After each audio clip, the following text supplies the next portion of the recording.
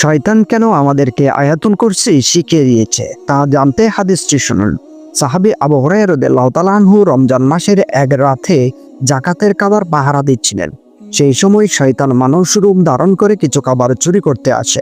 আবু হুরায়রা রাদিয়াল্লাহু তাআলা আনহু তাকে চুরি করতে ধরে ফেলেন এবং শয়তান তার মুক্তি পাওয়ার জন্য বলেন সে খুব গরীব এবং অসহায়, সেজন্য সে খাবার চুরি করেছে। আবু হুরায়রা রাদিয়াল্লাহু তাআলা আনহু তার কষ্ট দেখে তাকে ছেড়ে দিলেন। দ্বিতীয় দিন ঠিক একই ঘটনা ঘটে এবং শয়তান আবারও মুক্তি চায়, সেই রাতেও তাকে ছেড়ে দেওয়া হয়। দ্বিতীয় দিন শয়তান আবারও চুরি করতে আসে, কিন্তু আবু হুরায়রা রাদিয়াল্লাহু তাআলা আনহু তাকে ধরে আর ছাড়লেন না। তখন শয়তান তার নিজের জীবন বাঁচানোর জন্য বলল, তুমি আমাকে ছেড়ে দাও, আমি এর বিনিময়ে তোমাকে এমন একটি জিনিস শিখিয়ে দিব যা করলে তোমাকে আল্লাহ তাআলা শয়তান থেকে রক্ষা করবে। এই বলে তখন শয়তান আয়াতুল কুরসি শিখিয়ে দিলেন।